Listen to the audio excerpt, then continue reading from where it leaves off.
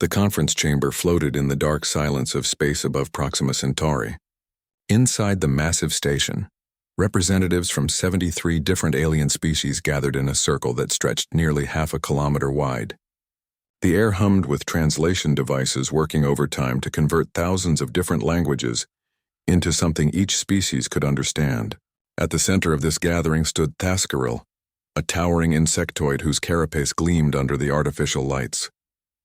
His compound eyes swept across the assembled delegates as he prepared to make the announcement that would change galactic history, Captain. Jake Morrison sat in his command chair aboard the human diplomatic vessel Horizon's Edge. His fingers drummed against the armrest in a steady rhythm that his crew had learned meant he was thinking hard about something. The ship hung in space 3,000 kilometers from the Council station, close enough to respond to any summons, but far enough to maneuver if things went wrong. Jake had been ferrying diplomats back and forth to Council meetings for 6 years now, and he had developed a sense for when things were about to get complicated. Today, that sense was screaming at him. The communication console beeped and Jake's first officer, Lieutenant Sam Parker, straightened in his seat. The young officer had only been with the crew for 8 months, but he had already proven himself capable under pressure. Sam's hand moved across the controls with practiced efficiency as he opened the channel. The Council's official seal appeared on the main view screen, a complex symbol representing the unity of dozens of worlds. Then Thaskarel's alien face replaced it, and Jake felt his stomach tighten. Ambassador Claire Hoffman stood in the human embassy's main hall when the transmission arrived. She had been reviewing reports from Earth about the latest colonial expansion efforts when her assistant rushed in with news that the Council had called an emergency session. Claire was a veteran diplomat who had spent 15 years negotiating with alien species, and she prided herself on staying calm under pressure. But something about the urgency in her assistant's voice made her pause. She straightened her jacket and walked quickly toward the communications room. The message was short and delivered without any of the usual diplomatic pleasantries. Humanity was to cease all colonization activities beyond the Sol system immediately. All human vessels were to return to Earth or face military consequences. Human faster-than-light technology was to be surrendered to Council oversight within 30 days. Any refusal would be considered an act of war against the entire Galactic Council. 17 major species had already signed the declaration, and more were expected to join within hours. Jake watched the color drain from his communications officer's face as she listened to the message. He had served in the military for 20 years before taking this diplomatic post, and he recognized the language being used. This was not a negotiation or a discussion. This was an ultimatum. He ordered his crew to begin plotting emergency jump coordinates back to Earth, while simultaneously sending an encrypted burst transmission to military command. Whatever happened next, the Horizon's Edge needed to be ready to move fast. Claire read through the declaration 3 times before she fully processed what she was seeing. The Council believed humans were too aggressive and too dangerous to be allowed free expansion among the stars. They cited humanity's history of warfare, the speed of human technological advancement, and what they called unpredictable and violent tendencies as justification for containment. The document used words like necessary precaution and galactic security, but the meaning was clear. Submit or be destroyed. Back on Earth in the underground command center beneath Geneva, President Henry Cole listened to the briefing with his hands folded on the conference table. He had been president for 3 years and had spent most of that time focused on economic development and colonial expansion. War with an alien coalition had always been a possibility, but most analysts had predicted it would not happen for at least another decade. The Council had moved faster than anyone expected. Admiral Lisa Grant stood at the head of the table presenting the military situation. She was a compact woman in her 50s with short gray hair and eyes that missed nothing. The holographic display behind her showed the current deployment of human forces across known space. 800 combat vessels ranging from small corvettes to massive battleships, 52 colony worlds with varying levels of defensive capabilities, 3 major shipyards producing new vessels at a steady rate. Against this, the Council could field an estimated 40,000 warships from 17 different species. The numbers looked terrible on paper. President Cole asked the obvious question about whether humanity should consider accepting the Council's terms. Several cabinet members nodded in agreement. The Secretary of Defense started to outline a possible negotiating position that would give up some territory in exchange for maintaining independence. But Admiral Grant raised her hand and the room fell silent. She explained that the intelligence estimates the Council was working with were approximately 8 years out of date. Human technology had advanced significantly in that time period. More importantly, the Council had no real understanding of human military doctrine or capability. They were basing their assessment on observations of commercial vessels and limited military patrols. What they had not seen were the defense networks, the weapons platforms, the classified research programs, and the actual size of humanity's military production capacity. President Cole leaned back in his chair and studied the Admiral's face. He asked if she was saying humanity could win a war against a coalition of 17 alien species. Admiral Grant did not hesitate. She said humanity could not just win, they could win decisively and quickly, but she also cautioned that such a victory would come at a cost in lives and resources. The decision of whether to fight or submit was political, not military. The president looked around the table at his advisors. Some looked hopeful, others skeptical, and a few appeared terrified at the prospect of galactic war. He asked for a vote from his cabinet on whether to accept the Council's ultimatum or prepare for military action. The vote was split almost evenly. Cole drummed his fingers on the table for nearly a minute while everyone waited. Then he looked at Admiral Grant and told her to activate all defense protocols and begin moving the fleet into position. Humanity would not surrender. 12,000 light-years away on the Council station, Thaskaril received confirmation that the human government had been delivered the ultimatum. He turned to his fellow Council members and announced that humanity would likely capitulate within days. The insectoid had studied human psychology and believed they were fundamentally risk-averse when faced with overwhelming force. The assembled delegates murmured their agreement. Several species began discussing how to divide up human colonial territory. Once the surrender was finalized, none of them noticed the slight smile on Ambassador Claire Hoffman's face as she watched them celebrate their premature victory. She had just received a coded message from Earth. It contained only 3 words, but they told her everything she needed to know about what was coming next.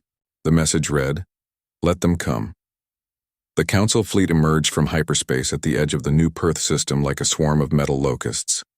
Commander Vexthor stood on the bridge of his flagship, watching the tactical display light up with 2,000 green dots representing his armada. He was a reptilian warrior from the Sarkoth species, a race that had conquered 40 systems before joining the Council. His scaled face showed no emotion as he surveyed the human colony ahead. Intelligence reports indicated New Perth was a farming world with minimal defenses and a population of only 300,000. This would be an easy victory to start the war. Lieutenant Danny Price sat in the command center of Orbital Defense Platform 7, drinking cold coffee and watching the same tactical display from a very different perspective. He was 28 years old and had been stationed above New Perth for 2 years. Most people considered it a boring assignment, babysitting farmers and processing agricultural shipments. Danny had spent those 2 years running drills, checking systems, and preparing for a day he hoped would never come. His crew of 30 personnel moved quietly through their stations as the alarm klaxons began their steady wail. The Council fleet began its approach in a standard formation that military academies across a dozen species had taught for centuries. Vexthor divided his ships into 3 waves with heavy cruisers in front to absorb defensive fire, followed by destroyers to exploit any breaches, and finally carrier groups to mop up survivors. He had executed this same pattern in 15 previous battles, and it had never failed. The commander opened a communication channel and broadcast the standard surrender demand toward the human colony. Danny listened to the alien, voice promising mercy if the humans surrendered immediately, and certain death if they resisted. He looked at his tactical officer, a young woman named Karen Swift who had graduated top of her class from the Lunar Academy. Karen's fingers moved across her console and she gave him a nod. Every system was green and ready. Danny took a deep breath and activated the command frequency that connected him to E. Earth Military Command. Admiral Grant's face appeared on his screen and she asked him a simple question. He told her the enemy was in position and requested authorization to engage. The authorization came back in less than 5 seconds. Danny pressed 3 buttons in sequence and spoke a 12-digit code into his headset. Around New Perth, 200 objects that had been invisible suddenly became very visible indeed. The cloaked defensive satellites had been floating in carefully calculated positions throughout the system for 18 months. Each one carried enough firepower to destroy. A cruiser and their stealth technology made them undetectable until they powered up their weapons. Vexthor saw his tactical display suddenly fill with red hostile contacts, and his mind struggled to process what his sensors were telling him. Where had 200 enemy platforms come from? His intelligence had shown only 3 small defense stations protecting the colony. He barked orders at his fleet commanders to scatter and engage, but the human weapons were already firing. Kinetic accelerators hurled projectiles at a significant fraction of light speed. Point defense lasers created a web of deadly light across space. Missile pods released their payloads in coordinated volleys that overwhelmed Council countermeasures. The first wave of Council ships died in the opening 30 seconds. Vexthor watched in horror as 200 heavy cruisers simply ceased to exist, replaced by expanding clouds of debris and frozen atmosphere. The second wave tried to return fire, but their targeting systems could not lock onto the human platforms. Some kind of electronic warfare was blinding his sensors and filling his displays with false readings.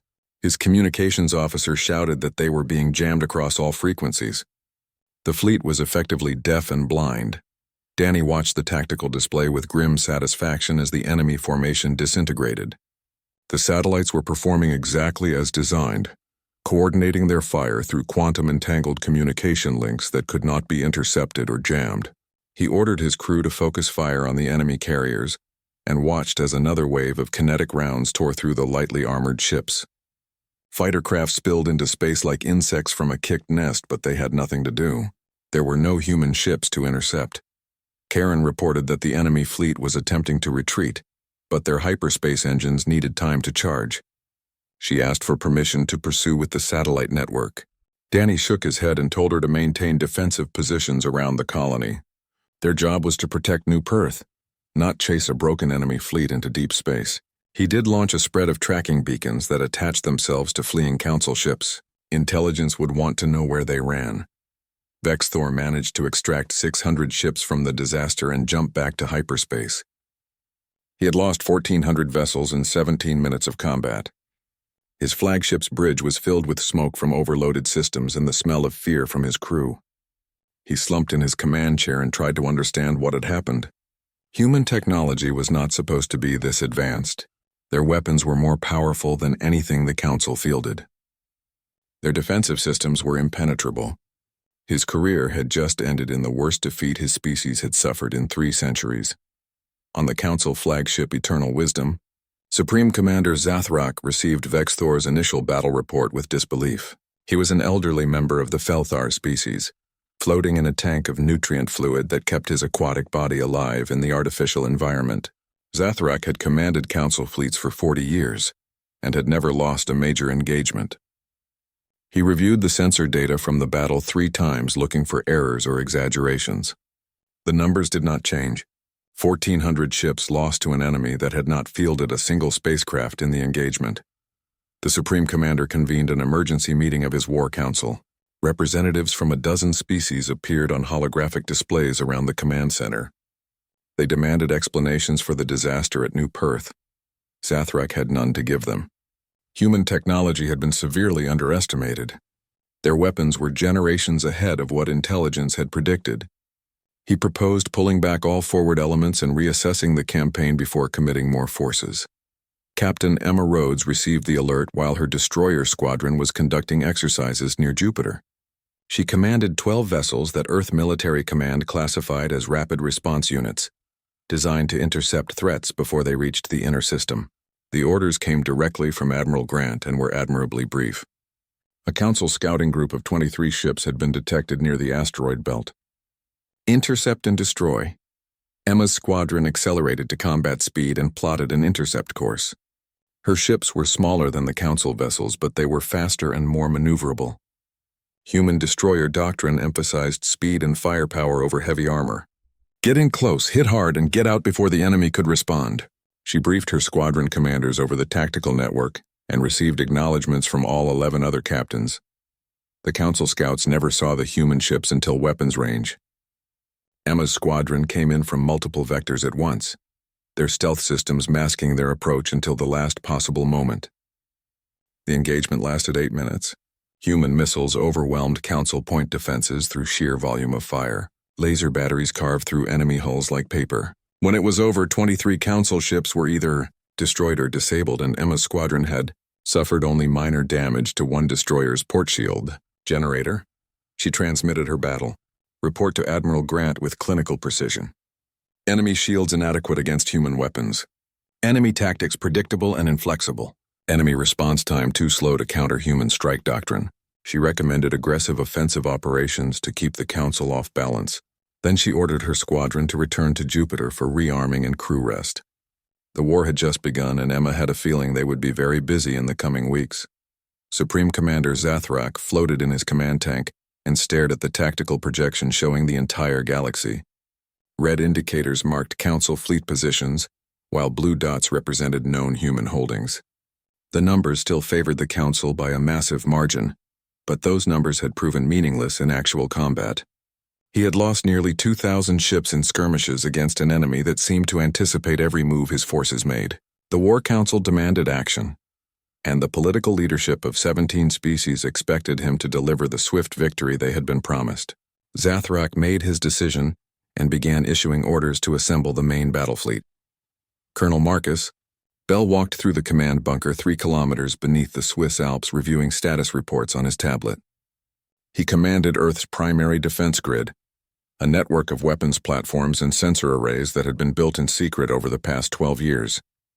The bunker itself was an engineering marvel, capable of withstanding direct nuclear strikes and maintaining operations even if the surface became uninhabitable. Marcus had served in 3 wars before taking this posting, and he knew that defensive battles were won or lost based on preparation and coordination. His team had been preparing for this moment since the day the bunker became operational.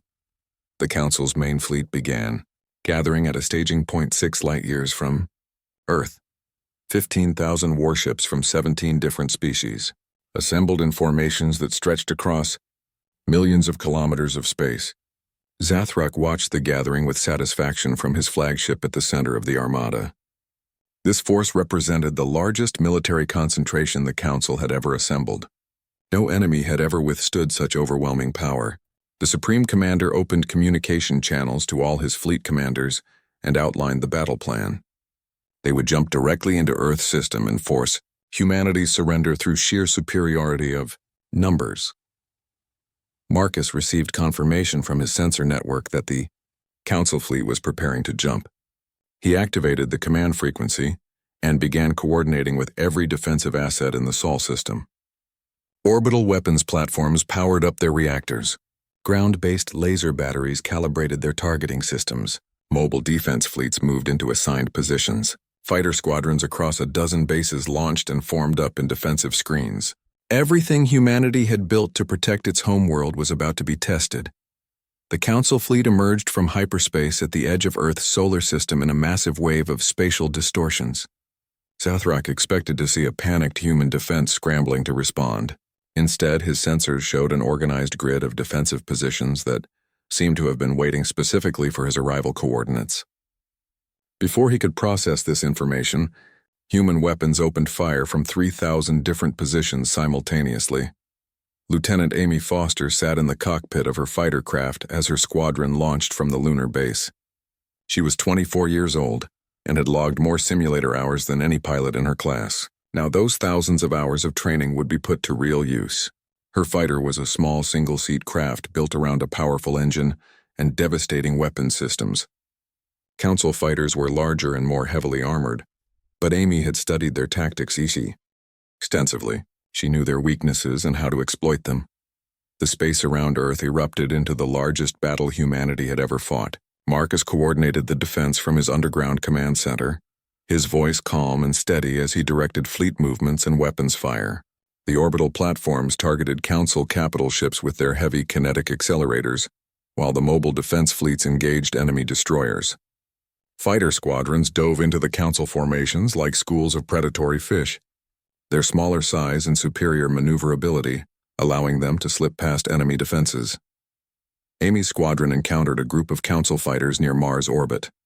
The enemy craft moved in tight formations that prioritized mutual support over individual initiative. She signaled her wingmates and they scattered into a loose screen that gave each pilot room to maneuver independently.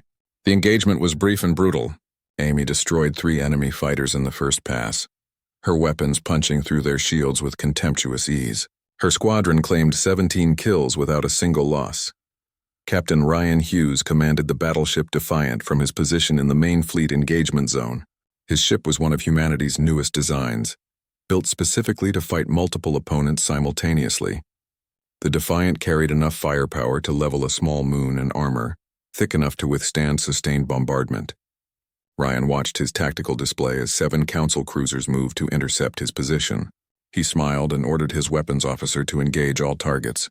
The Defiant's main batteries opened fire in a rolling thunder of directed energy and kinetic rounds. The first council cruiser exploded as a tungsten penetrator punched through its reactor shielding. The second and third died to coordinated missile strikes that overwhelmed their point defenses. Ryan maneuvered his ship through the enemy formation, using the Defiant's superior engines to control the engagement range.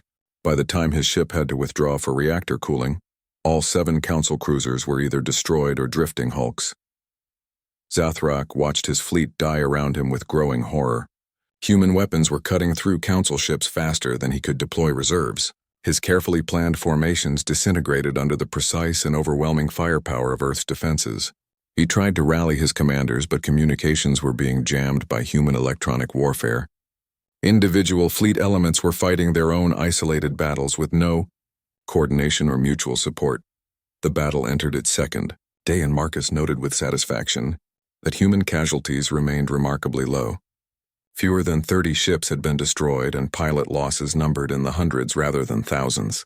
The council fleet had lost over 3,000 vessels in the first day alone.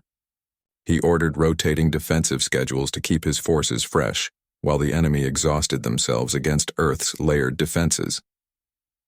Commander Sophie Lang led her Marine unit aboard a human assault transport as it approached the Council flagship. She had volunteered for the boarding mission when intelligence identified Zathrak's command ship in the enemy formation. Sophie commanded 40 of humanity's best combat troops, soldiers who had trained in zero-gravity combat and hostile environment operations. Their mission was to capture the Supreme Commander alive and force him to witness the destruction of his fleet firsthand. The assault transport punched through the Council flagship's shields using a shaped charge that created a temporary breach. Sophie's Marines poured through the opening into the enemy ship's corridor system. They encountered 300 Council defenders, a mix of species and combat doctrines that should have overwhelmed the small human force.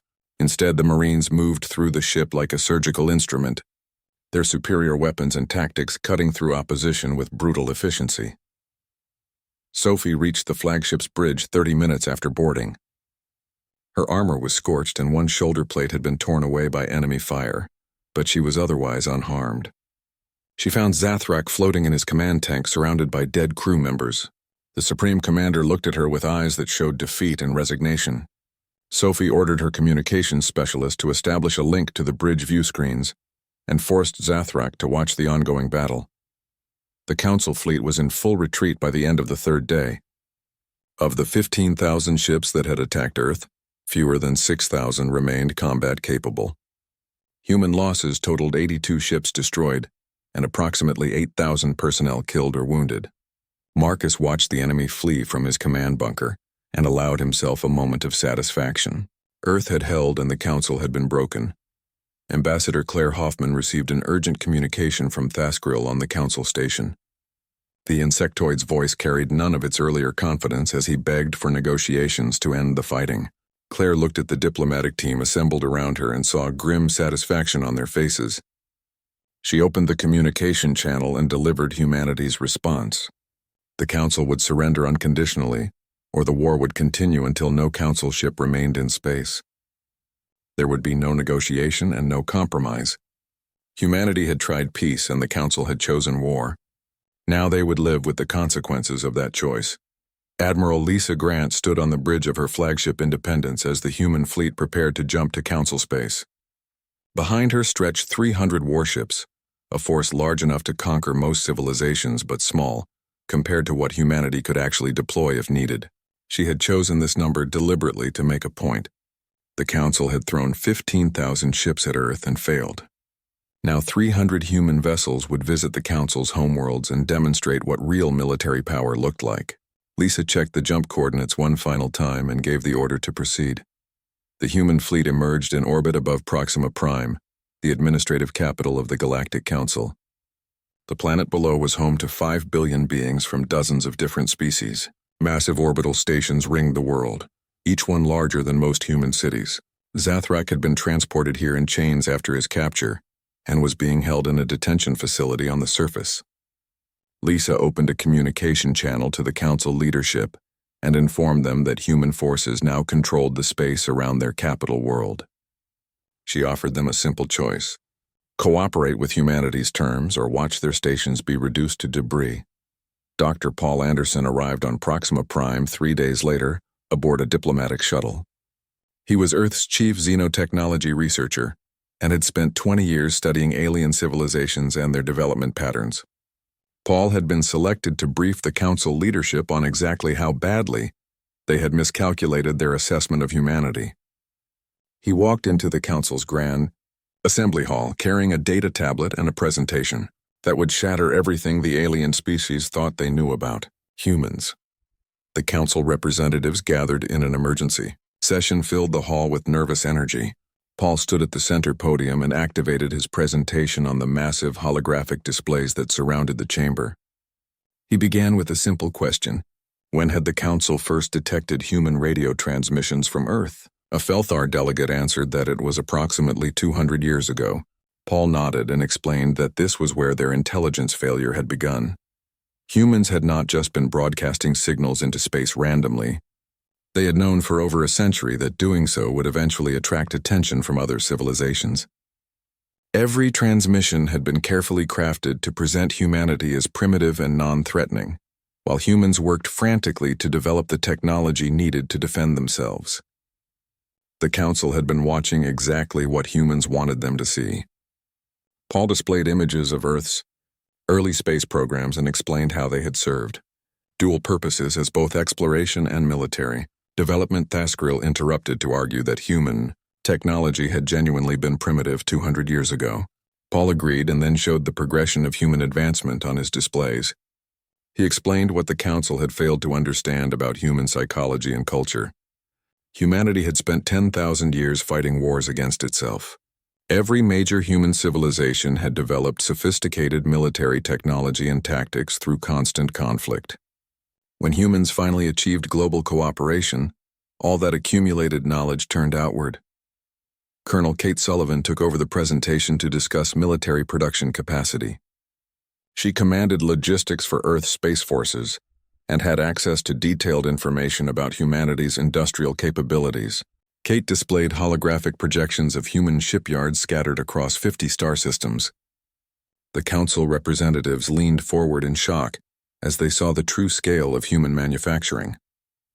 The 800 warships they had detected before the war began represented less than 20% of humanity's actual military strength. Kate explained that human shipyards could produce 300 new warships per month when operating at full capacity. In the 4 months since the Council had declared war, humanity had built over 1,000 additional vessels. The fleet currently orbiting Proxima Prime was merely a small fraction of what humanity could deploy. She had classified footage of massive construction facilities, where hull sections were assembled by automated systems working around the clock. The Council had believed they were facing a minor power with limited resources. They had actually challenged a manufacturing juggernaut. Captain Nick Freeman escorted a group of Council observers to one of humanity's research facilities on a moon orbiting Jupiter. Nick had served in military intelligence before transferring to diplomatic security, and he knew exactly how to present information for maximum psychological impact. The observers included representatives from 5 different Council species, all of them experts in military technology. They followed Nick through corridors lined with laboratories, where human scientists worked on projects that would determine the future of warfare. The first lab contained weapons, development for kinetic accelerators. Nick explained that the current generation of human kinetic weapons could punch through any known shield technology at ranges exceeding 1 million kilometers. The next generation under development would triple that range and double the projectile velocity. The Council observers took notes frantically as they realized how far behind their own weapons programs had fallen. The second lab focused on defensive systems. Human shield technology used a multi-layered approach that combined electromagnetic fields, ablative armor, and reactive countermeasures. Nick showed them test footage of prototype shields withstanding sustained bombardment from weapons that would have vaporized Council capital ships. One of the observers asked why humans had not deployed these advanced systems during the recent battles. Nick smiled and explained that Earth's defenses had used third-generation technology. The current generation being installed on new vessels was 2 steps beyond that. The third lab made the Council observers visibly uncomfortable. Nick led them into a chamber where scientists monitored weapon systems classified as strategic deterrents. These were devices humanity had built, but deemed too destructive to deploy under normal circumstances. Planet crackers that could shatter worlds, stellar converters that could destabilize stars, relativistic missiles that traveled at 90% light speed and could obliterate entire fleets. Nick explained carefully that humanity had no desire to use these weapons but had developed them as insurance against existential threats. General Alex Turner met with Zathrak in the detention facility where the former Supreme Commander was being held. The 2 military leaders sat across from each other in a sparse room while guards waited outside. Alex had brought a data pad containing information he wanted the Council's former war leader to understand. He explained that human intelligence operatives had infiltrated Council space 15 years before first contact was officially established. Zathrak listened in growing disbelief as Alex detailed the scope of human intelligence operations. Agents had infiltrated dozens of Council species by using biological modifications and cultural training. They had mapped military installations, identified supply chains, and cataloged every significant weapon system the Council possessed. Human analysts had created detailed psychological profiles of key military commanders, including Zathrak himself. The entire war had been simulated hundreds of times in Earth's military computers before the first shot was ever fired. Alex showed Zathrak tactical analyses that predicted Council fleet movements with frightening accuracy. The attack on New Perth had been anticipated 3 weeks before it occurred. The assault on Earth had matched human projections in over 80% of its details. Even Zathrak's decision to lead the main fleet personally had been predicted as the most likely command choice. Alex explained that humans had been studying the Council like scientists examining specimens in a laboratory. The Council had thought they were observing primitive newcomers, but they had been the ones under observation all along. The former Supreme Commander asked the question that had haunted him since his capture. Why had humans developed such overwhelming military capability? What drove a species to build weapons that could destroy planets and destabilize stars? Alex was quiet for a long moment before answering. He explained that humanity had nearly destroyed itself multiple times through warfare.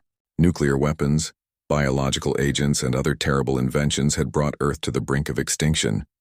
Humans had learned through bitter experience that the only way to ensure peace was to be so overwhelmingly powerful that no enemy would dare attack. Zathrak absorbed this information and realized the fundamental mistake the Council had made. They had seen human aggression as a weakness when it was actually humanity's greatest strength. Humans had turned their violent history into the foundation of an invincible military machine. The Council had declared war on a species that had spent thousands of years perfecting the art of destruction. Alex stood to leave and told Zathrak that he would be released soon. Humanity wanted the Council to understand what had happened, but held no grudges against individual soldiers who had simply followed orders. The war was over, and now came the harder work of building a lasting peace. The treaty negotiations took place aboard the Horizon's Edge while Captain Jake Morrison maintained position between Earth's fleet and the Council station. Ambassador Claire Hoffman sat at the head of a long conference table surrounded by her diplomatic team, while Council representatives occupied the opposite side. The atmosphere was tense but civil, as Claire methodically dismantled the political structure that had governed the galaxy for 5,000 years. She explained that humanity would not join the Council as a subordinate member, because the Council would no longer exist in its current form. The Council delegates protested immediately, but Claire raised her hand for silence. She outlined the new structure that would replace the old order. A galactic assembly would be formed with representatives from all spacefaring species, including humans. Military actions would require approval from a security committee, where humanity would hold permanent veto power. Trade agreements and territorial disputes would be handled through arbitration courts with human judges, participating equally alongside alien counterparts. The galaxy would have laws and structure, but it would be built on principles of equality rather than the hierarchical system the Council had maintained. Thaskaril spoke for the Council delegation and argued that giving humans veto power over military decisions was essentially handing control of the galaxy to one species. Claire listened patiently and then responded with cold logic. The war had proven that humanity could defeat any combination of alien species through superior technology and tactics. The veto power was not a gift humans were requesting, but a reality they were acknowledging. If other species wanted to maintain their independence and sovereignty, they would accept human oversight of military matters.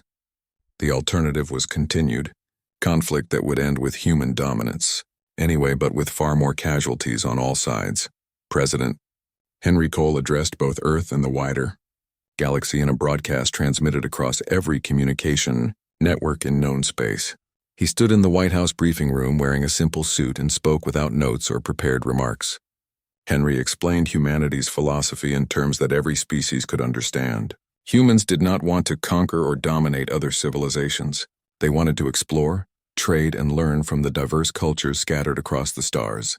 But humanity would never again allow itself to be threatened or contained by others. The president talked about human history and the lessons Earth had learned through centuries of warfare. Peace was not achieved through weakness or submission, but through strength and mutual respect.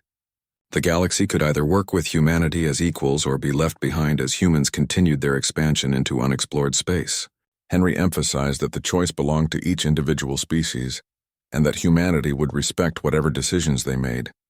But he also made clear that any future aggression toward human interests would be met with overwhelming force. Former Supreme Commander Zathrak was released from detention and transported to the council station where he met with his former colleagues.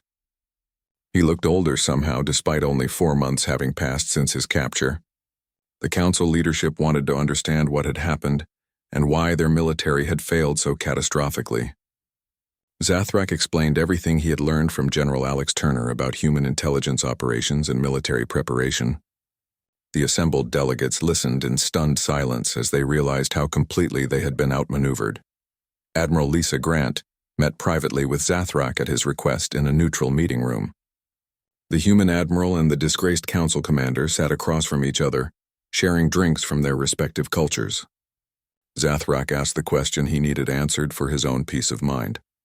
Why had humans developed such overwhelming military capability when they claimed to want peace? Lisa's answer was simple and direct. Humans had spent 10,000 years fighting each other and had learned to be exceptionally good at warfare. When humanity finally achieved global unity, all that accumulated knowledge and innovation turned outward to the stars. She explained that every human child grew up learning about the wars that had nearly destroyed Earth. The nuclear standoffs, the biological weapons scares, and the countless conventional conflicts that had killed billions over the centuries. Those lessons had created a species-wide determination to never be vulnerable again. When humans reached the stars and discovered they were not alone, the first priority had been ensuring that no alien threat could do to humanity what humans had almost done to themselves. The result was a military machine built on thousands of years of hard-won experience. Zathrak absorbed this explanation and realized something profound.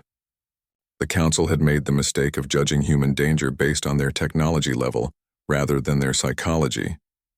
Humans were not dangerous because they had advanced weapons. They were dangerous because they understood warfare at a fundamental level that most species never developed. The council had evolved in a galaxy where military conflicts were relatively rare and usually resolved through negotiation. Humans came from a world where war was constant and survival required absolute mastery of violence. 5 years passed and the galaxy adjusted to its new reality. The Galactic Assembly met regularly on a neutral station built cooperatively by human and alien engineers. Trade routes expanded as species that had been wary of each other found common ground under human arbitration. Military conflicts did not disappear entirely, but they became smaller and more localized. The human veto power was used sparingly, but its existence alone prevented the kind of large-scale warfare that had characterized previous eras. Captain Danny Price, now promoted to his rank, commanded a joint exploration vessel called the Pioneer. His crew included 42 members from a dozen different species, including a young insectoid named Veskin, who served as the ship's science officer. Veskin was Thaskrill's nephew, and had specifically requested assignment to a human vessel to better understand the species that had reshaped galactic politics. Danny had approved the assignment and found the young insectoid to be intelligent and eager to learn. The Pioneer pushed beyond the borders of known space, searching for new worlds and new civilizations. Danny sat in his command chair watching the stars stream past on the view screen, while his diverse crew worked at their stations. Lieutenant Karen Swift served as his first officer and handled day-to-day operations with the same efficiency she had shown during the defense of New Perth. The ship's mission was peaceful exploration, but it carried enough weapons to defend itself against any threat. That combination of peaceful intent backed by overwhelming capability had become the hallmark of human presence in the galaxy. Veskin approached Danny during a quiet moment on the bridge and asked a question that had been bothering him. The young insectoid wanted to know if humans still prepared for war, even though peace had been established. Danny considered the question carefully before answering. He explained that humans would always maintain their military strength, because history had taught them that peace was fragile and could shatter without warning. The goal was not to use that strength, but to have it available as a deterrent against those who might threaten stability. The Pioneer discovered its first new inhabited world 6 months into its mission. The planet was home to a primitive civilization that had not yet developed spaceflight, but showed signs of approaching that threshold. Danny followed first contact protocols established by the Galactic Assembly and made peaceful overtures while keeping the ship at a safe distance. The natives were cautious but curious and eventually agreed to limited exchanges of information. Veskin watched Danny handle the first contact situation with patience and respect for the native culture. The young insectoid realized something important about humans that many in the Council still did not fully understand. Humanity's military power was terrifying, but their real strength lay in their adaptability and determination. Humans could be warriors when threatened, but they preferred to be explorers and teachers when given the choice. That duality made them uniquely suited to maintain peace in a galaxy full of diverse and sometimes hostile species. Back on Earth, Admiral Lisa Grant reviewed reports from across human-controlled space in her office overlooking Geneva. The military remained at high readiness but had not fired a shot in anger for 3 years. Construction continued on new vessels and weapons systems, but at a reduced pace focused on maintaining technological superiority rather than rapid expansion. Lisa knew that eternal vigilance was the price of peace and that humans would pay that price for as long as necessary. Ambassador Claire Hoffman addressed the Galactic Assembly on the 5th anniversary of the war's end. She spoke about the progress made in building a more stable and equitable galactic community. Trade had increased by 300%. Scientific cooperation had led to breakthroughs that benefited all species. Territorial disputes were being resolved through negotiation rather than conflict. The assembly was not perfect and many challenges remained, but it represented a vast improvement over the old council system. Claire concluded her address with a reminder that resonated across the chamber.